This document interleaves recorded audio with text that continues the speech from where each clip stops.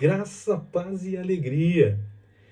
Para a mensagem nessa sequência de devocional com o estudo a respeito dos livros da Bíblia que nós temos hoje a respeito de 1 Crônicas, nós teremos apenas uma mensagem. Para falar sobre 1 Crônicas, apenas uma mensagem. Mas é importante insistir em algo que talvez, se você está acompanhando essa sequência, você ache repetitivo, mas eu preciso lembrar que pode ser que alguém encontre este vídeo como o primeiro desta sequência e comece a acompanhar, então eu preciso deixar isso claro sempre.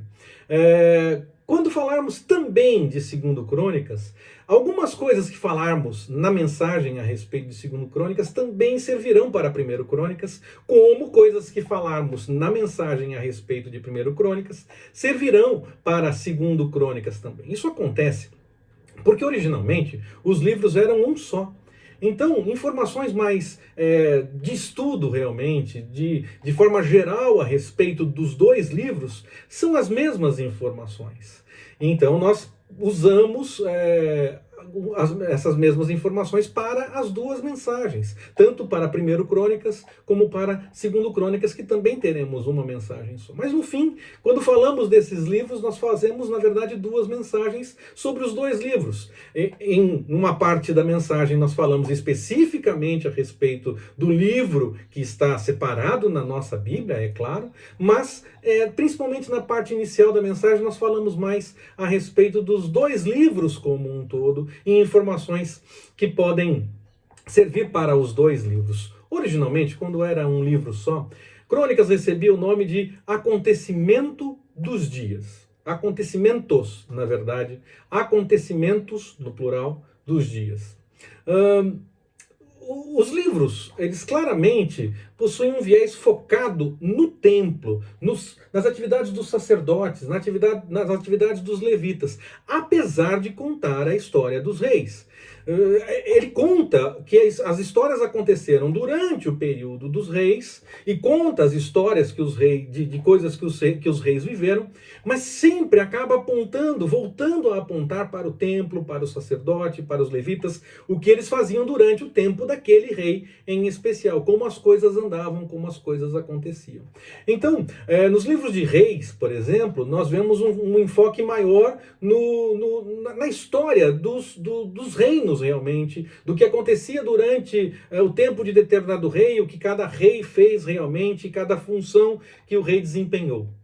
Em Crônicas, nós também vemos essas informações que falam do que aconteceu durante o período de cada rei e do que cada rei fez, mas muitas vezes o livro puxa a informação para apontar para o templo, para apontar para o sacerdote, para falar dessa questão também espiritual, para falar dessa questão litúrgica envolvendo a nação de Israel. Mesmo falando bastante dos reis em Crônicas, nós temos muita informação que aponta para essa questão do templo e dos levitas e dos sacerdotes.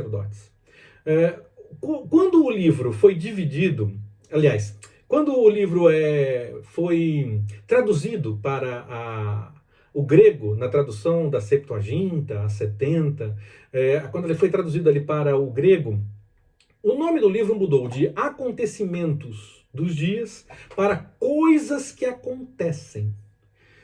Acontecimentos dos dias parece dar um direcionamento para a história de um povo, do povo que quer contar a história para um povo, para os judeus.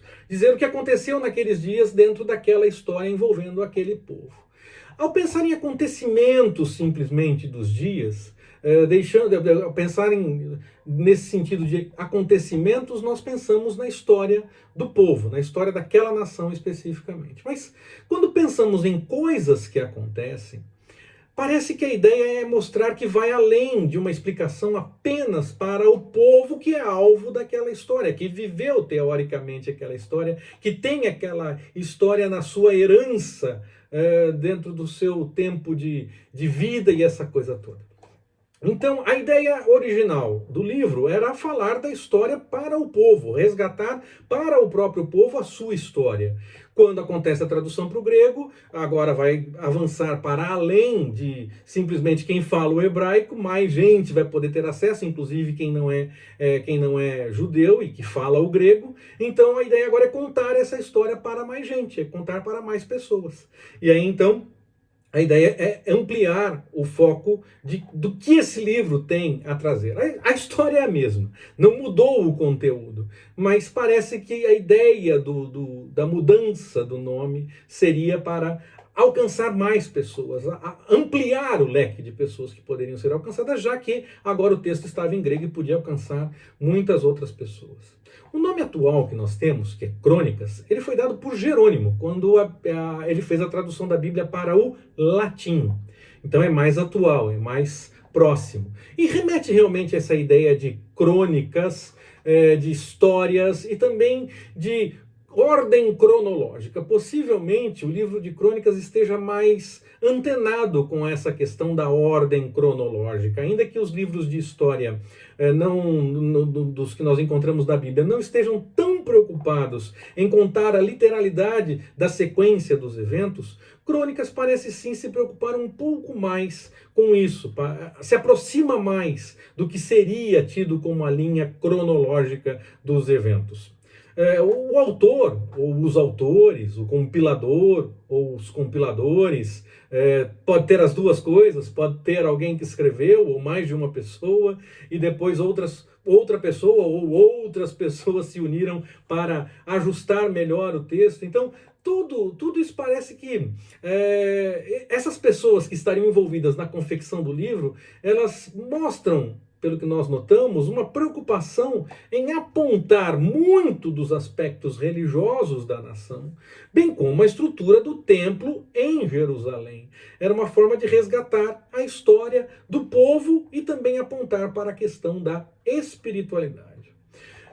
Pensando na data a respeito do livro de Crônicas, Crônicas tem um cenário claro. Ele foi escrito depois do exílio. Ele cita, inclusive, a ordem da volta e tudo mais. Então, é um livro que foi escrito depois do exílio para resgatar a história do povo de antes desse tempo do exílio. No momento em que o livro é escrito, quem dominava era o grande Império Persa, e tudo o que restou dos gloriosos reinados de Davi e de Salomão era apenas uma pequena província em Judá. O povo ainda permanecia esparramado, apesar de muitos terem voltado. Outros tantos continuaram em outros lugares, não voltaram para Israel, continuaram nos outros lugares para onde foram levados, ou preferiram ir para outros lugares ainda. E nem todos realmente voltaram quando houve a possibilidade de voltar para casa. Então tinha sobrado muito pouco, era um povo muito pequeno nesse aspecto. E antes, quando ainda estava em curso o exílio, os que ficaram na terra eram os mais pobres, os mais debilitados, aqueles que tinham mais dificuldade. Então era isso que era a nação, os mais simples e aqueles poucos que voltaram quando houve a ordem da volta. Em algumas levas, em algumas vezes foi voltando um grupo, mas não voltaram todos, muitos ficaram ainda em outros lugares.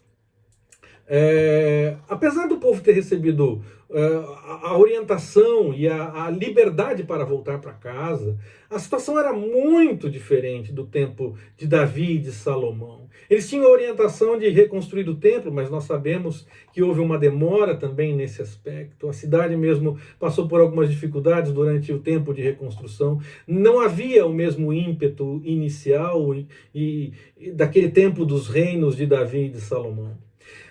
Os dois livros de Crônicas nos apresentam o último relato, por assim dizer, a respeito dos eventos da monarquia em Israel. Parece uma tentativa de uma retomada histórica realmente, de mostrar os eventos que aconteceram antes para que o povo que estava voltando para casa pudesse tomar contato com a sua própria história e resgatar aquilo que era o seu caldo cultural, o seu caldo de história realmente, para que pudessem saber que eram uma nação. Naquele momento estavam destroçados, eram um grupo pequeno, era algo que estava começando a reconstruir, mas eles precisavam saber que eles tiveram uma história, que houve algo muito grande antes. Apesar dessas semelhanças que nós encontramos com os livros de Reis, Crônicas aprofunda um pouco mais a história e aponta para a questão da religiosidade e começa a mostrar essa preocupação em tomar mais cuidado com as coisas do Senhor. O exílio aconteceu por quê? Porque o povo deixou de obedecer à vontade do Senhor. Então agora resgata-se a história, lembra-se dos eventos históricos, relembra que a monarquia existiu e que houve um tempo de glória, mas também se lembra que é necessário seguir as coisas de acordo com a vontade do Senhor. A ideia de resgate histórico está desde o primeiro capítulo de 1 Crônicas. Os primeiros 9 capítulos, por exemplo, falam de genealogias, resgatam histórias. Então esse primeiro livro de 1 Crônicas conta a história desde Adão até Davi. Desde Adão até 970 a.C., mais ou menos. É uma história muito comprida, apesar de não dar detalhes em todo o tempo. É um período histórico muito grande.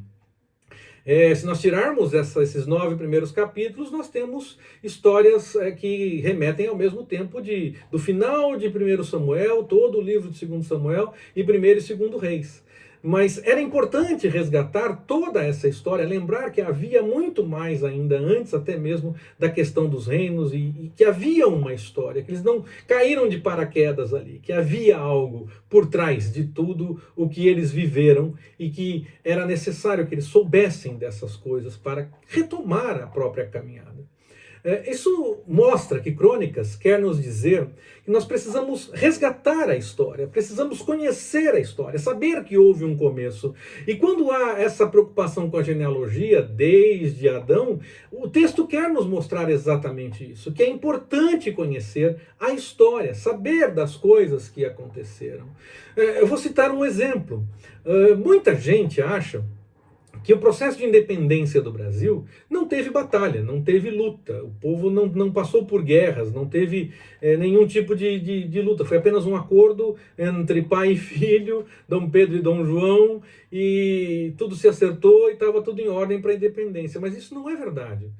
Os livros de história estão recheados de batalhas, que duraram talvez pouco tempo, cada uma delas, mas muitas batalhas, momentos em que os portugueses são expulsos, os portugueses alcançam alguma vitória, e o processo de independência teve sim algumas lutas, algumas situações onde muitas pessoas morreram.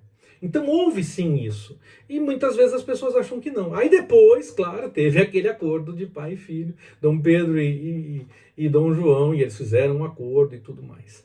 Então houve as duas coisas. Não houve apenas não houve apenas o acordo. Houve também batalhas, teve lutas, teve gente que morreu durante esse processo de independência do Brasil. Mas muitas pessoas não conhecem, muitas pessoas não sabem da história realmente do país. Crônicas tem a preocupação então de resgatar a história do povo judeu que estava voltando para casa depois de um tempo de exílio, totalmente desfigurado, sem cidade, sem nação, sem templo, sem nada. Esse texto tenta resgatar a história desse povo, mostrar que o povo veio de algum lugar, que não apareceu do nada, que veio realmente de um período histórico em que o Senhor agiu na história daquele povo, que as coisas aconteceram para que eles chegassem a algum lugar. Então aponta para a realidade do que o Senhor queria do povo. Ele queria obediência, ele queria temor e ele queria respeito. Crônicas aponta exatamente para isso, para mostrar essas coisas. Resgata a história para mostrar que o Senhor quer isso, quer obediência, temor e respeito.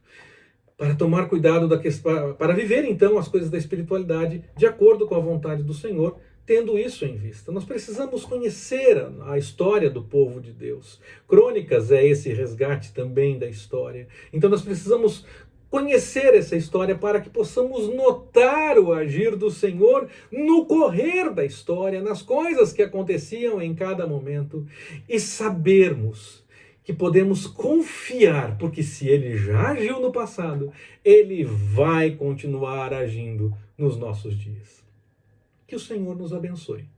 Forte abraço, até mais, permitindo o Senhor.